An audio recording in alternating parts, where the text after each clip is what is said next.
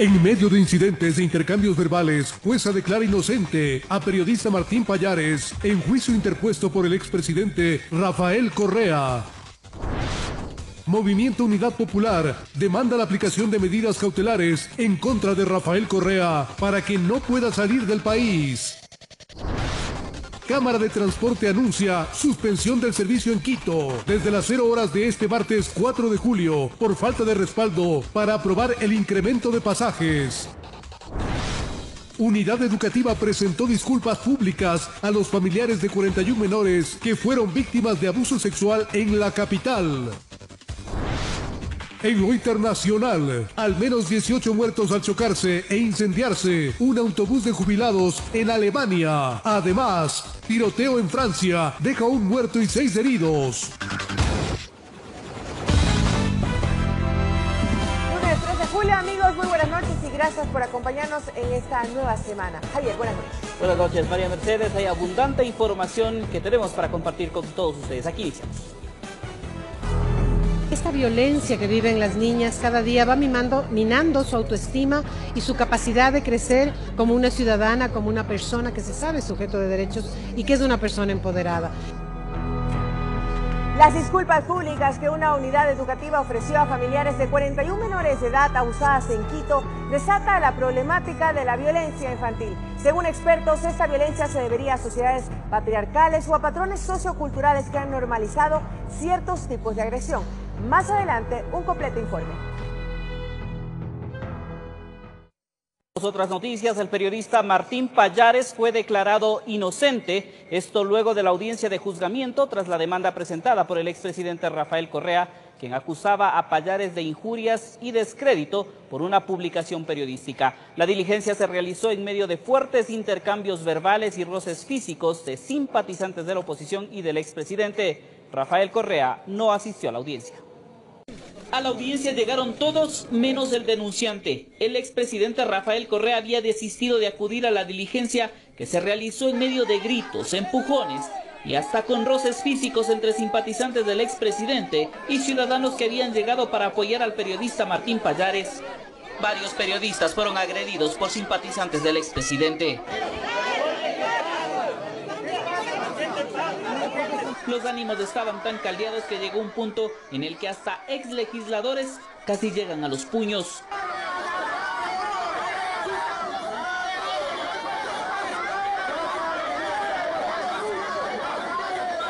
La audiencia duró 4 horas y al final la decisión del juez Fabricio Carrasco. Esta autoridad ratifica el estado de inocencia.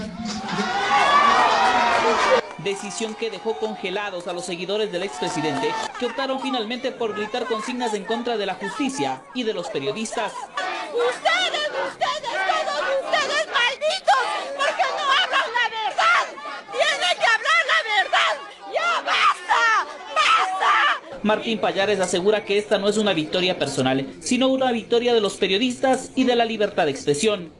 Creo que con esto se nulita un acto de amedrentamiento. Si es que hoy día el juez me hubiera sancionado, ya sea con prisión o con una sanción pecuniaria, hubiera enviado un mensaje a todos los periodistas, a todos ustedes colegas, de que no podían criticar a una autoridad pública. Es que Pallares había sido denunciado por el expresidente por el delito de injurias y descrédito. Esto por la publicación de un artículo de opinión en el portal Cuatro Pelagatos y que fue considerado por Correa como ofensivo. La defensa del expresidente ha asegurado que el fallo del juez Carrasco los ha sorprendido y que apelarán la decisión. Reitero, nos ha sorprendido, nos parece que es absolutamente inconsistente, que no tiene ningún asidero en lo que se ha realizado dentro del proceso y peor en la audiencia de juzgamiento. De entrada les advierto que efectivamente el recurso que tenemos es el recurso de apelación y que tan pronto cuando sea oportuno lo ejerceremos como establece la ley. Martín Pallares asegura que no le teme a la apelación y que continuará realizando una labor periodística independiente. Creo que ahora todos nosotros, todos los periodistas y los ecuatorianos somos más libres de hablar sin temores. Así, en medio de gritos, agresiones físicas y verbales, transcurrió la audiencia de juzgamiento en la que se declaró inocente al periodista Martín Pallares. Informó Javier Gallo.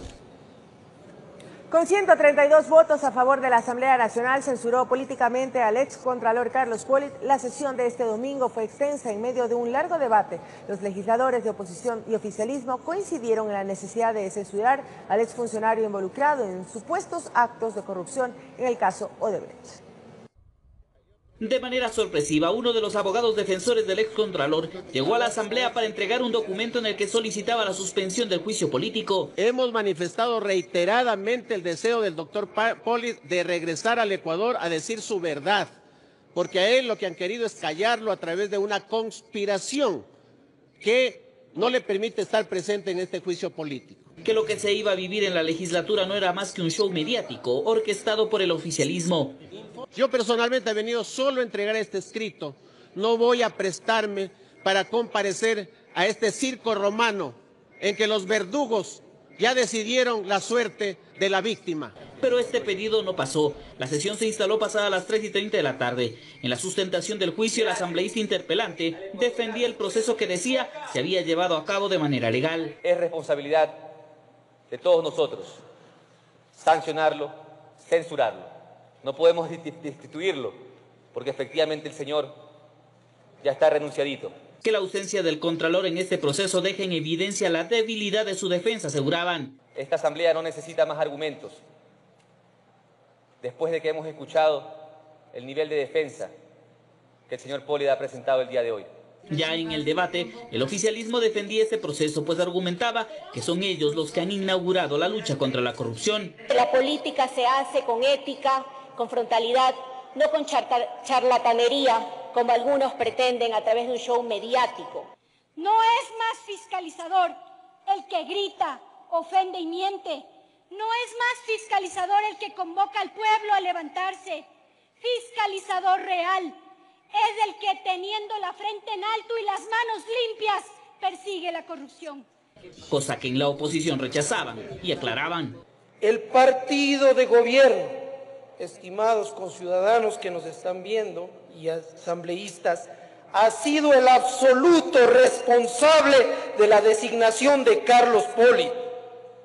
Incluso el expresidente Correa comentó como sellando con broche de oro la actuación del Consejo de Participación Ciudadana y Control Social en una sabatina que se había elegido a un contralor de lujo. De tal manera que si el excontralor es censurado por el Pleno, Alianza País, en un acto de honestidad política, debe pedir disculpas al pueblo ecuatoriano por tan equivocada decisión y designación. Tras más de 7 horas de sesión y aún con cerca de 20 pedidos de intervención, el presidente de la Asamblea dio paso a la moción de censura en contra de Polit. Por haberse demostrado que dicho funcionario incumplió sus funciones al frente de la Contraloría General del Estado. Y con 132 votos a favor y una abstención, el contralor fue censurado políticamente. El presidente de la Asamblea asegura que con esto se marca un hito en la lucha contra la corrupción. Comienza una nueva fase en esa lucha contra la corrupción que sin lugar a dudas ya se ha venido también institucionalizando en el país. Con esto, la Asamblea emite una sanción simbólica al renunciante excontralor, a quien se lo involucra con supuestos actos de corrupción. En el caso Odebrecht, informó Javier Gallo. Y ya son 8 personas procesadas en el caso de presunta corrupción de la empresa brasileña Odebrecht. Las últimas detenciones se efectuaron el pasado fin de semana. Repasemos las diligencias que se han cumplido hasta este momento. Tras el último allanamiento que se llevó a cabo la madrugada de este sábado en marco de las investigaciones que se realizan por el escándalo de corrupción de Odebrecht, suman ya 8 las personas procesadas en este caso. El pasado 2 de junio se efectuó el primer operativo en Quito, Guayaquil y Latacunga. Ahí el allanamiento dejó como resultado 6 personas detenidas, además de evidencias como computadoras, cajas fuertes con una cantidad de $170.000, joyas y un cheque por un valor de $980.000 a nombre de la empresa brasileña. Entre los detenidos figuraban el nombre del tío del vicepresidente de la República, Ricardo Rivera, Carlos Villamarín, exfuncionario de Senagua, Clever Byron Verduga, Gustavo Mazú y José Terán Vázquez. La Fiscalía formuló los cargos por su presunta participación en el delito de asociación ilícita y se dispuso la prisión preventiva para todos los procesados, excepto para Ricardo Rivera, quien permanece con arresto domiciliario debido a su avanzada edad. En el último operativo fueron detenidos Ramiro C. y Diego C., ambos acusados por el supuesto delito de lavado de activos, pues habrían servido de vehículo para recibir transacciones ilícitas. Tras la audiencia de formulación de cargos se dictó prisión preventiva e incautación de bienes y de paquete accionario de compañías de Diego C., mientras que a Ramiro C. el juez ordenó arresto domiciliario, además de enajenación, incautación de bienes e inmovilización de sus cuentas bancarias. Pero dentro del caso también están vinculados otros nombres conocidos, el de Alexei Mosquera por supuestamente recibir un cheque por la cantidad de $1 millón por parte de Odebrecht por una consultoría privada que habría realizado cuando aún se desempeñaba como ministro de Energía en el gobierno de Rafael Correa. En el caso, además, han sido citados a declarar 22 personas, uno de ellos, Tomislav T., empresario guayaquileño quien aparece como representante de Telconet, una empresa constituida en 1995 y que ha mantenido contratos con el Estado ecuatoriano. También Carlos Pareja Cordero, quien a la fecha también es procesado por presunto lavado de activos dentro del caso de la estatal petrolera. Marco Calvo Piña, exgerente de Petroecuador, quien permanece detenido acusado de supuesta delincuencia organizada. Él es indagado por haber recibido $400.000 por parte de Alex Bravo, quien también está arrestado y ocupó la gerencia de la petrolera. Se tiene previsto que sus testimonios se lleven a cabo entre el 5 y 11 de julio, informó Alison Corral. El Movimiento Unidad Popular demanda la aplicación de medidas cautelares en contra del expresidente Rafael Correa para que no pueda salir del país. Exige que se le tome su versión sobre los actos de corrupción de la brasilera Odebrecht.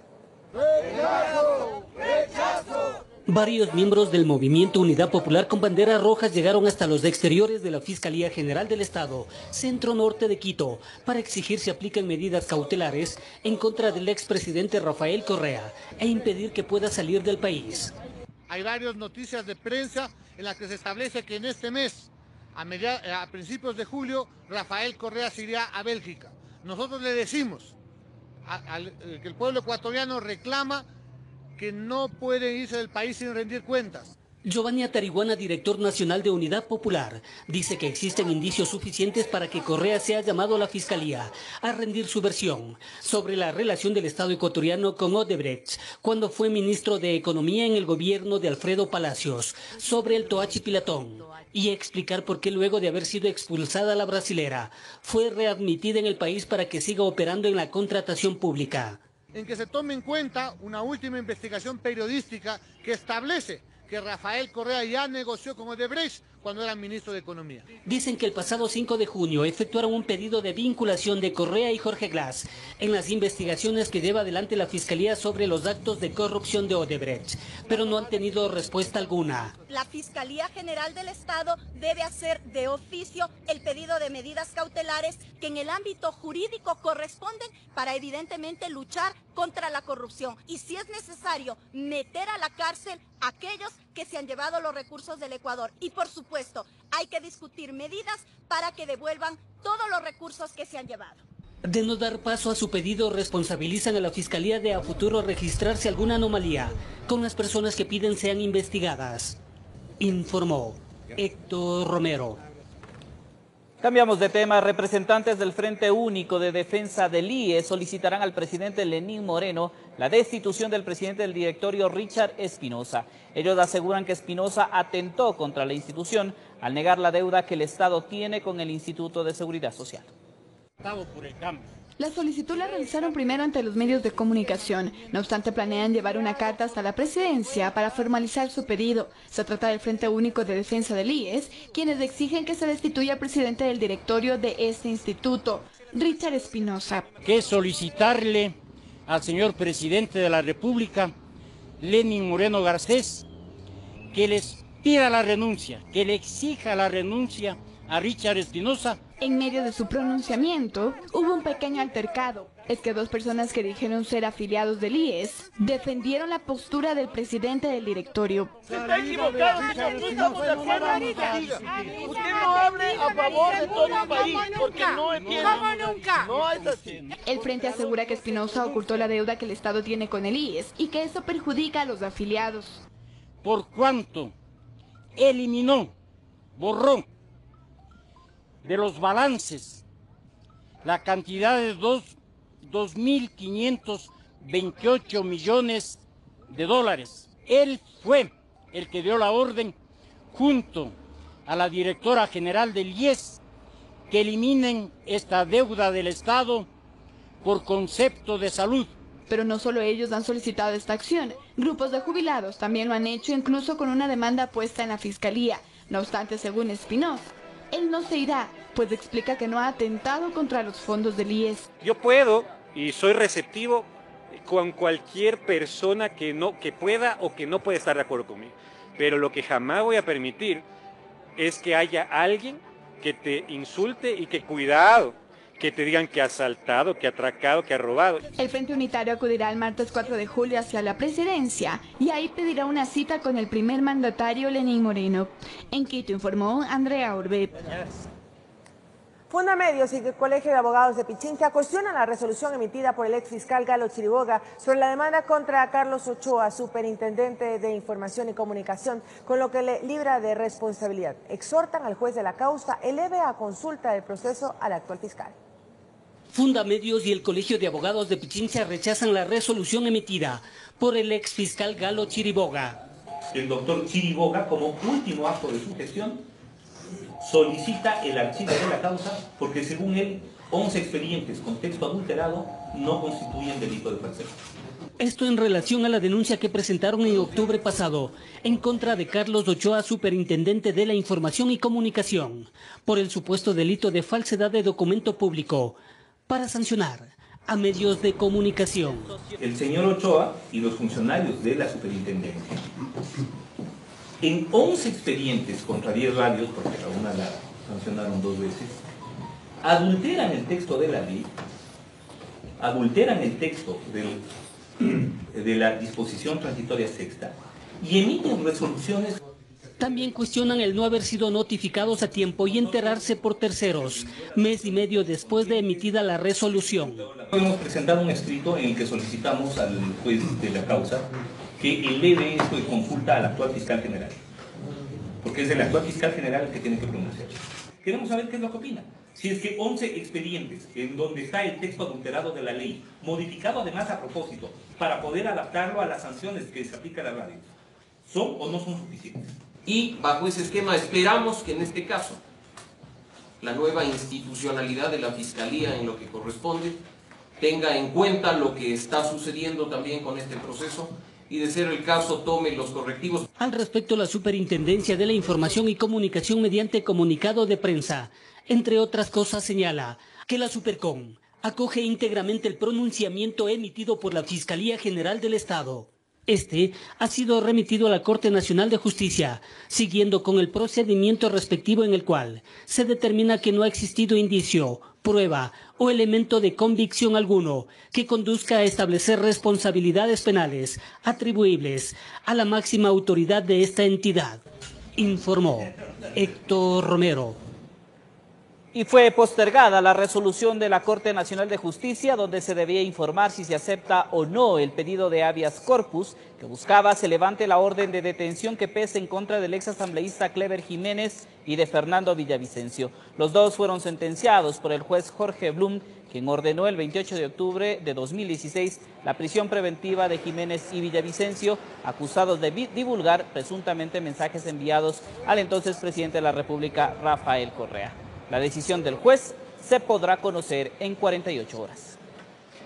Esperemos que en este tiempo de 48 horas o 72 horas que se van a tomar para resolver, no cambien lo que nosotros expusimos hoy con claridad y exactitud, que el juez Blum Carcelén violó la Constitución, los tratados y convenios internacionales al dilatar por 7 meses el señalamiento de una audiencia de sustitución de medida preventiva.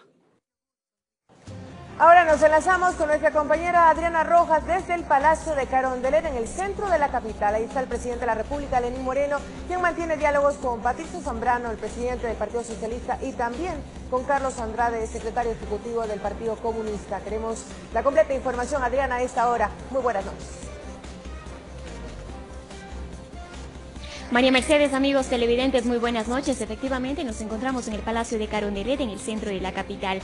En el marco del llamado al diálogo nacional hecho por el primer mandatario Lenín Moreno, continúa reuniéndose con diferentes actores políticos. La tarde de hoy se reunió con el representante del Partido Socialista, Patricio Zambrano. Fue una cita que duró aproximadamente 1 hora y fue a puertas cerradas. A su salida, Zambrano señaló los puntos que se trataron con el primer mandatario, entre los cuales se dijo que se acordó con el presidente Moreno que ellos participarán activamente de todas las mesas de diálogo, especialmente la mesa de comunicación, en la cual el Partido Socialista presentará en los próximos días sus propuestas a la reforma a la Ley Orgánica de Comunicación. También se refirió a si ellos participarán en las propuestas hechas ya por Centro Democrático y presentadas a la Asamblea Nacional, en la que, entre otras cosas, se plantea la eliminación de la Cordicom y la Supercom. Esto fue lo que indicaron. Se tiene que generar una ley que vaya en beneficio de los ciudadanos. Esta ley, por supuesto, que tiene que tener la institucionalidad del caso y tiene que referirse a lo que en el año 2011 decidió el Ecuador, es decir, que exista una ley de comunicación con un consejo de regulación.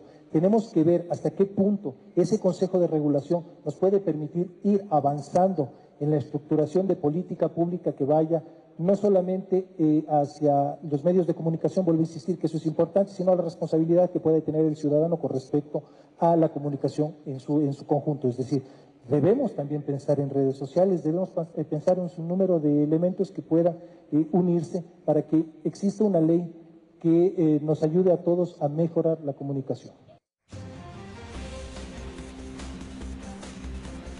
Luego de esta cita se reunió con el representante del Partido Comunista, Paul Almeida. A su salida, Almeida señaló que entre los puntos que se trató de igual manera con el primer mandatario están las propuestas hechas para las reformas a la ley del trabajo, que propone garantizar los derechos a los trabajadores. De igual manera, reformas a la ley de educación superior. Escuchemos sus declaraciones. Sobre el tema de trabajadores, por ejemplo, uno de los temas es eso, ver las alternativas que se presentan para garantizar condiciones buenas, digamos, de trabajo, garantizando los derechos a los trabajadores. Asimismo, la posibilidad de iniciar a discutir, empezar una discusión sobre propuestas de reforma al Código del Trabajo, aplicar la última reforma que se tiene a la LOSEP, a la Ley Orgánica del Servicio Público, en lo que significan los comités de trabajadores y sobre todo garantizar eso, condiciones dignas de trabajo. Se conoce que también en el marco de este diálogo nacional mañana llegará hasta aquí con un paquete de propuestas la Confederación de Nacionalidades Indígenas del Ecuador, CONAIE. Lo que no se sabe es que si el presidente Lenín Moreno los recibirá. También se conoce extraoficialmente que en esta semana es posible que se reúna con el ex candidato a la presidencia, Paco Moncayo. Esa es la información que les proporcionamos a esta hora desde el Palacio de Gobierno en el centro de la capital. Regresamos contigo, María Mercedes, con más información. Buenas noches. Buenas noches, Adriana. Sería interesante si podemos confirmar mañana el recibimiento de la dirigencia de la CONAIE por parte del presidente Lenín Moreno. Seguimos con más.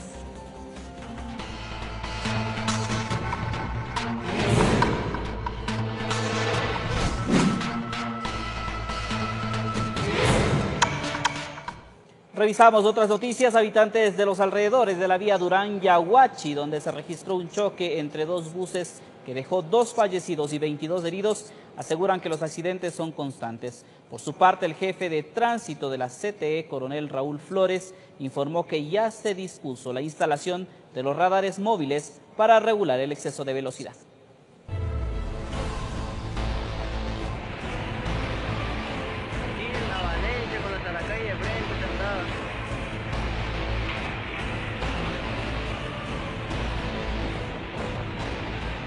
El choque frontal entre los autobuses de las cooperativas Valencia y Saracay se registró pasadas las 8 de la mañana del sábado, frente a la ciudadela El Recreo, en un tramo de la vía Durán-Yaguachi. El choque fue fuerte, fue una velocidad que... venía con una velocidad fuerte también. Estos siempre también vienen hacia cualquier cantidad de velocidad. ¿Venían en exceso de velocidad? Vienen en exceso de velocidad. Yo venía tejiendo, ya, entonces lo que sentí fue yo el golpe. ¡Pop! Ya, veníamos en la tercera fila. ¿En qué vehículo venía usted? En la Valencia. En la Valencia. Sí. ¿Hacia dónde se dirigía? A Quevedo. Como se aprecia en las imágenes, los primeros en acudir al sitio fueron los habitantes del sector que se aprestaron a socorrer a las personas heridas. Lo principal es que rompieron las ventanas, entonces lograron sacarle por la ventana a las personas que estaban, claro, pidiendo su respectiva ayuda. No, no se pudo ver nada.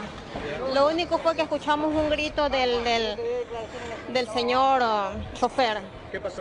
Él gritó y luego vimos que el carro se desvió. Venía casi intermedio. Intermedio. Sí, pero el golpe fue fuerte, tremendamente fuerte. Que los pasajeros nos balanzamos encima de los asientos. Me golpeé con los asientos, me golpeé debajo de las rodillas. Asumimos que es una invasión de carril de uno de los participantes. Estamos recién en las investigaciones, ya el señor fiscal tiene conocimiento sobre esta situación. Estamos esperando las investigaciones pertinentes. Al momento, 2 personas fallecidas y 26 heridos. Y estamos todavía contando. Uno de cada vehículo, uno de la Valencia y uno de la Saracay. De acuerdo con versiones de los lugareños, la maniobra de un tráiler habría originado el percance vial. Cabezal rojo que está ahí guardado. Ese de ahí, y ahí viene la Valencia a una velocidad fuerte.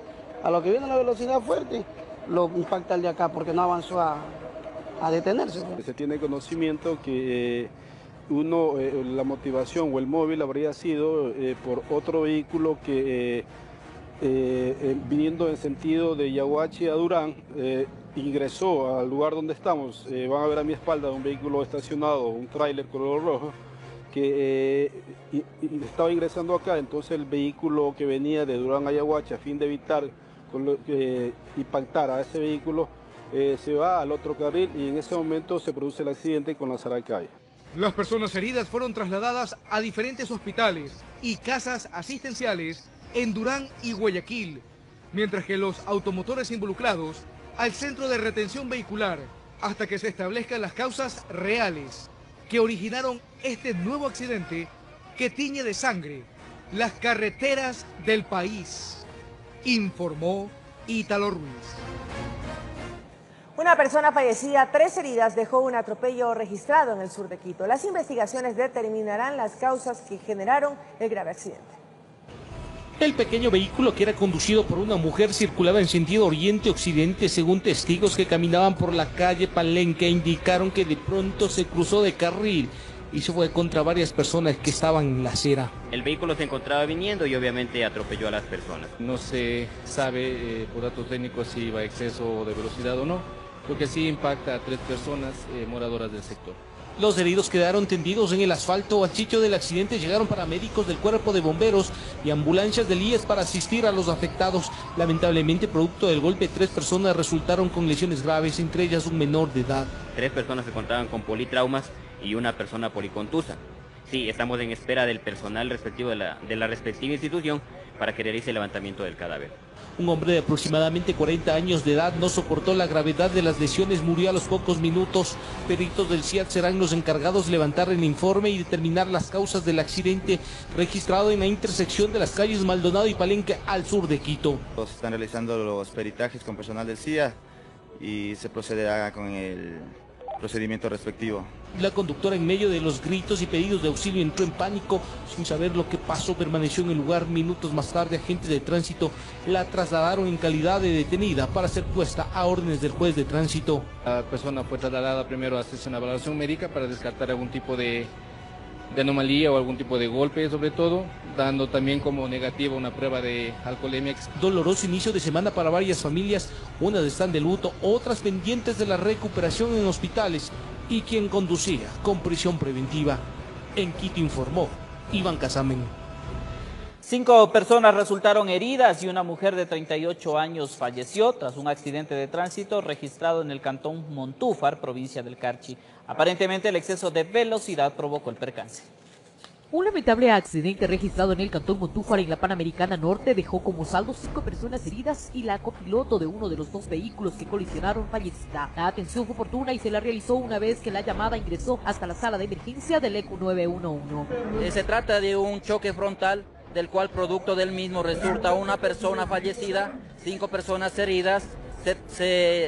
Se traslada inmediatamente a casas de salud. María José R., de 38 años, ocupaba el asiento delantero del vehículo. El golpe que recibió con el impacto fue tan fuerte que perdió la vida de forma instantánea, que pese a que los organismos de socorro llegaron para la atención, ellos solo confirmaron su deceso. A pesar de que en el lugar ya ingresaron unidades de socorro como la ambulancia, unidades de rescate, los bomberos, ya se visoró ya que la persona ya estaba fallecida. Los conductores de los 2 vehículos permanecen ahora detenidos, al igual que los automotores. Hay 2 personas detenidas que están a órdenes de la autoridad competente y los vehículos también ya se encuentran en los patios de detención vehicular a espera del informe técnico del CIA.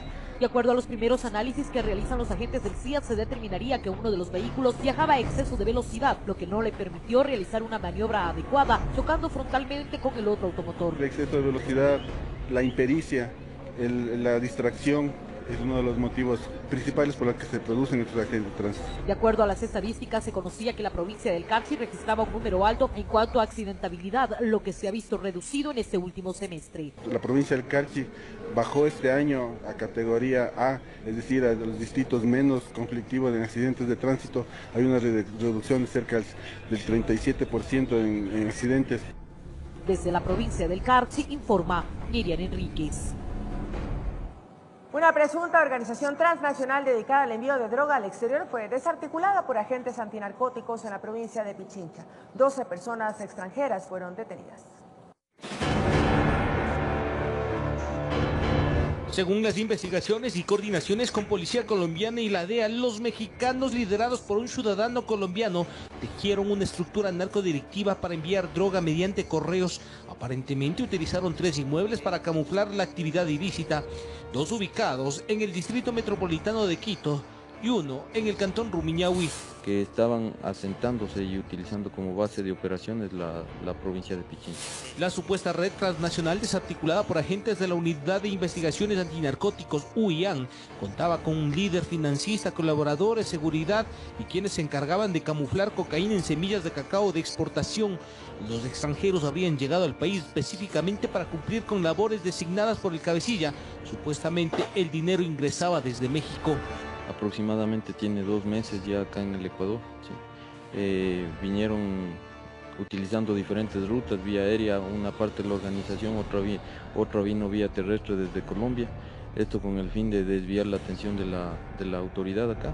En la operación denominada Sinaloa fueron detenidos 11 ciudadanos mexicanos y un colombiano. La acción policial permitió la desarticulación de un importante brazo operativo mexicano que estableció su centro de operaciones en la provincia de Pichincha. Absolutamente todos los de este inmueble.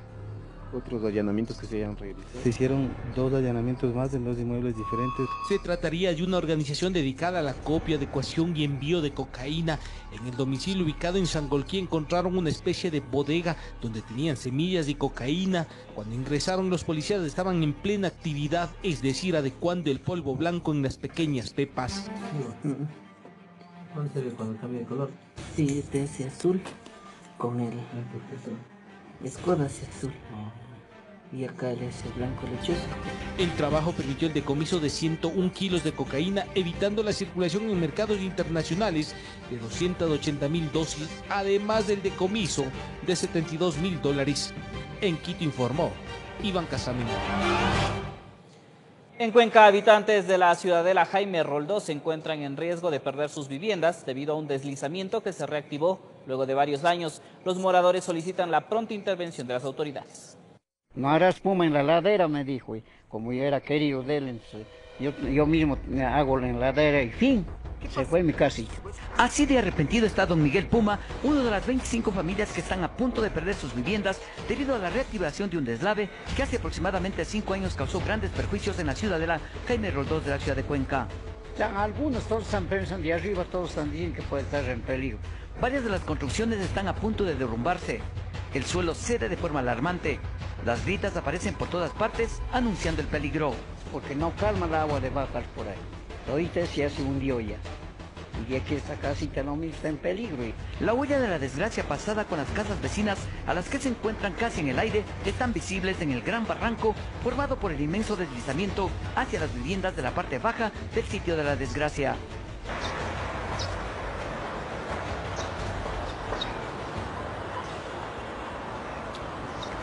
Muchas de las familias perjudicadas abandonaron sus casas, aunque otras todavía permanecen en el lugar. Dijeron que desocupen, que han dicho acá ya, de acá para arriba. La señora Lleida, la señora María, que ha dicho que no tengo hondismo, que somos familias bastantes, de la casita grande de ella. Para don Miguel, el problema comienza y persiste por el taponamiento de una laguna que existía en la parte alta de Miraflores. Había una laguna acá en Miraflores para acá, una laguna grande con todo, y taparon ese. Me imagino que esa agua puede estar filtrando acá.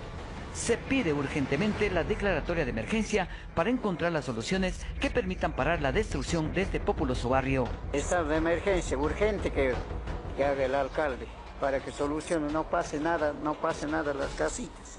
Informó desde la ciudad de Cuenca, Francisco Ramírez.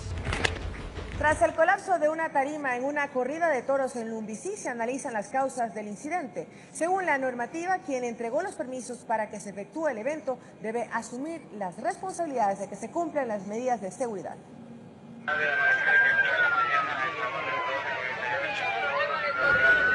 Eran las 2 de la tarde de este sábado cuando un estruendo interrumpió la algarabía de un evento taurino en Lumbicí, Valle de Cumbayá. Una de las estructuras, hay 3 estructuras y una fue la que se dio. La estructura al parecer se dio ante el peso. En las graderías había un exceso de personas. Tengo entendido que eran más o menos unas 100 personas y eso es lo que debilitó la estructura. Claro, obviamente todos cayeron. ¿El colapso es por el sobrepeso? El colapso es por sobrepeso. De esto, varias personas resultaron heridas. Según la información recopilada en el lugar, el evento habría tenido los permisos correspondientes. En este caso, es el GAD el que tiene que responder por aquellos permisos y sobre todo decir si los documentos que habilitaban ese permiso eran los que correspondían, es decir, que justamente tengan un plan de contingencia, un plan de evacuación y sobre todo un plan de supervisión y de fiscalización de las estructuras que van a estar en el evento. Con dichos permisos se puede determinar responsabilidades. Hemos llegado hasta aquí, hasta el gobierno parroquial de Cumbayá, para obtener una respuesta de las autoridades sobre el incidente de este fin de semana en Lumbicí, en el cual una tarima colapsó dejando a varias personas heridas. Sin embargo, nos hemos encontrado con las puertas cerradas. Al indagar nos han informado que la junta ha permanecido cerrada durante todo el día. Esperamos que en las próximas horas las autoridades nos den una respuesta. Este tipo de accidentes demostrarían la necesidad de unificar los protocolos. Lo que esto sí refuerza el concepto de que nosotros estamos manejando como Secretaría, de que se manejen en todas las juntas, los presidentes de todas las juntas parroquiales manejen el mismo protocolo que Quito. Informó Andrea Valareso. La violencia nace en la casa, continúa y se reproduce en la escuela, avanza y sigue en los sitios y en los lugares públicos, y tenemos también violencias institucionales y violencias simbólicas. Más adelante, un especial sobre la violencia infantil. Las disculpas públicas que una unidad educativa ofreció a familiares de 41 menores de edad abusados en Quito desata la problemática de la violencia infantil. Según expertos, esta violencia se debería a sociedades patriarcales o a patrones socioculturales que han normalizado ciertos tipos de agresión. Esto más adelante.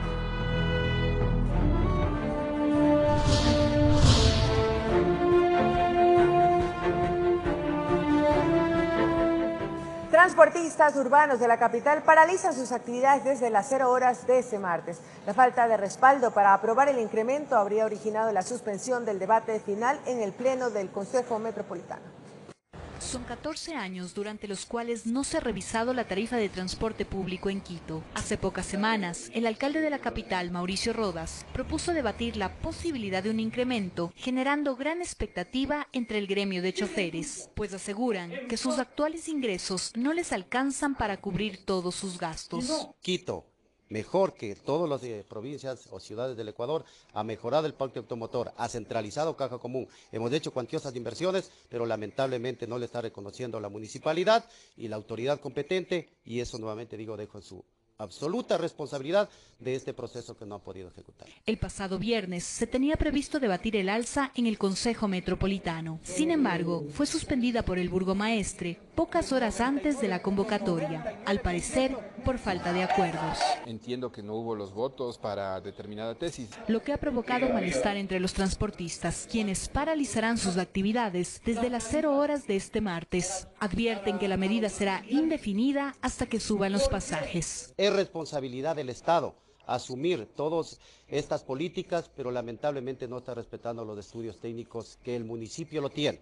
Por consiguiente, nosotros hoy tomaremos las mejores decisiones en vista de esta burla que el Consejo Metropolitano lo ha ejecutado el día viernes. Mientras tanto, el presidente de la Comisión de Movilidad asegura que es necesario buscar consensos antes del debate final. Creo que días más, días menos en cuanto a aplicación o no de una medida que venía dándose, mecanismo de compensación, en aras de buscar una solución mucho más adecuada, se justifica.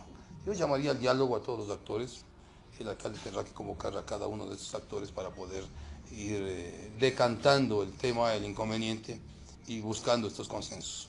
Aunque no hay un plazo máximo para definir la ordenanza, se espera que en los próximos días el alcalde convoque a una sesión extraordinaria para su tratamiento. En tanto, la tarifa se mantiene en 25 centavos, informó Sofía Vintimilla.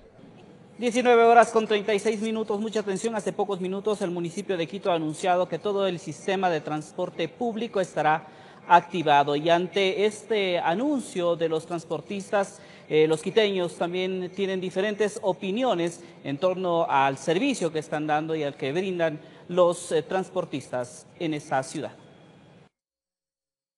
No estoy de acuerdo porque es un pésimo servicio el que brindan las unidades y falta de respeto y educación por parte de los señores conductores y sus ayudantes.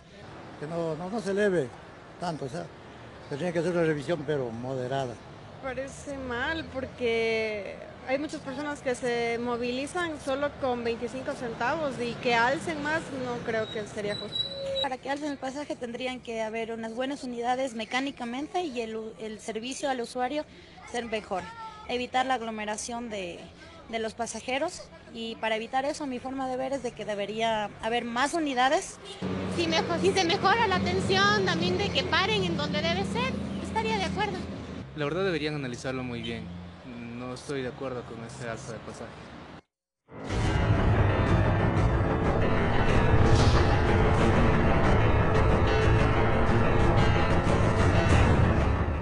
Con la develación de una placa en honor a los 41 estudiantes que fueron víctimas de abuso sexual por parte de un docente en un colegio en Quito, la unidad educativa implicada presentó disculpas públicas a los afectados y a sus familiares. En base a la notificación del Tribunal de Garantías Penales, un colegio ubicado al sur de Quito debió cumplir este lunes con la develación de una placa en memoria de las víctimas de abuso sexual. Esto como parte de la reparación integral a los 41 niños y niñas víctimas del atentado al pudor perpetrado por un docente en el aula de clases de esta institución entre los años 2010 y 2011. Tendremos cero tolerancia a cualquier situación de violación o de indicio de violación dentro del sistema educativo, de violencia sexual. Sin embargo, antes de que se lleve a cabo el acto, se produjeron algunos enfrentamientos, pues los padres de familia de los alumnos que actualmente estudian en la institución pedían que no se siga acusando a la escuela por lo que, según ellos, habría ocurrido fuera de las aulas de clase. Responsable de los actos dentro de lo que pasa dentro de la institución, no lo que pasa afuera. Yo puedo tener una buena relación con el profesor, pero a mi casa no lo voy a llevar. Pero que no se venga a mancillar el buen nombre de la institución. En medio de las lágrimas de los afectados y sin que cualquier acto repare la experiencia vivida como lo manifiestan, se llevó a cabo la develación de la placa con la esperanza de que casos como estos nunca más se vuelvan a repetir. Este acto jamás fue un antojo de los padres de familia. Con este acto, lo único que nosotros pretendíamos era cerrar un nefasto capítulo en nuestras vidas. Una medida de reparación simbólica que representa un paso fundamental para que nuestros hijos y nuestras hijas puedan reconstruir su proyecto de vida. Vida en la que siempre le llevaremos, señor presente, señor Naranjo, debido a su inoperancia, a su omisión, a sus actos de oídos sordos en el momento indicado y solicitado por nosotros los padres de familia. Se reitera las disculpas pertinentes a los mencionados estamentos y a la sociedad en general, con el compromiso de continuar trabajando bajo una renovación permanente en la institución. Este acto se llevó a cabo luego de que el pasado 24 de junio no se pudo cumplir con la diligencia, pues no se permitió el acceso de las víctimas a la aula donde debía develarse la placa, informó Alison Corral. La violencia hacia las niñas de nuestro país se debería a sociedades patriarcales o a patrones socioculturales que han normalizado ciertos tipos de agresión. Esto según un estudio de Plan Internacional. La persistencia de normas y patrones socioculturales, incluida la aceptación del castigo corporal físico como una forma de disciplina, contribuye a la violencia, representando un obstáculo en la construcción de entornos protectores que promuevan el desarrollo de las niñas y niños. La violencia nace en la casa, continúa y se reproduce en la escuela, avanza y sigue en los sitios y en los lugares públicos, y tenemos también violencias institucionales y violencias simbólicas. Según la investigación de patrones de violencia hacia las niñas en el Ecuador, la violencia proviene de las mismas madres. En el caso de las niñas, el uso de la violencia física por motivos de comportamiento o disciplina está más extendida en las mamás que en los papás. Y esta violencia que viven las niñas cada día va minando su autoestima y su capacidad de crecer como una ciudadana, como una persona que se sabe sujeto de derechos y que es una persona empoderada. Según el estudio, las madres han reconocido que utilizarían frases que refuerzan estereotipos de masculinidad en los niños. La sociedad le dice, qué bueno que eres macho, qué fantástico que eres tan valiente. ¿En qué deviene esto? En una problemática familiar difícil. En esta investigación se menciona que el 54.1% habría utilizado la frase "pórtate como hombrecito" y un 72.4% habría utilizado alguna vez la frase "los niños no lloran". ¿Cómo se construye en las familias y en las escuelas ciertos patrones que son violentos y que son aceptados por toda la sociedad porque así ha sido siempre? Según los expertos, esto respondería a sociedades patriarcales que ponen el acento, la valoración en lo masculino y desde ahí todo lo femenino se ve como menor. Si seguimos traspasando intergeneracionalmente un patrón femenino de sumisión, de obediencia, de pasividad, mientras los niños tienen un patrón de más de iniciativa, de fuertes y de violentos. Eso deviene con el tiempo en violencia. Según los expertos, la lucha contra el machismo es básica en la búsqueda de una sociedad equitativa, donde se deba entender la masculinidad como responsabilidad. En una próxima entrega le daremos a conocer sobre esta problemática que afecta a las niñas del Ecuador. Informó Patricia Aldaz. En pocos momentos, varios muertos y heridos es el resultado tras el choque entre un autobús y un camión en una autopista en el sur de Alemania. Los detalles al volver en el Comercio TV. Con esto nos despedimos, amigos, que tengan un excelente inicio de semana. Que descansen, amigos televidentes, les invitamos a continuar con la sintonía de Televisión Pro.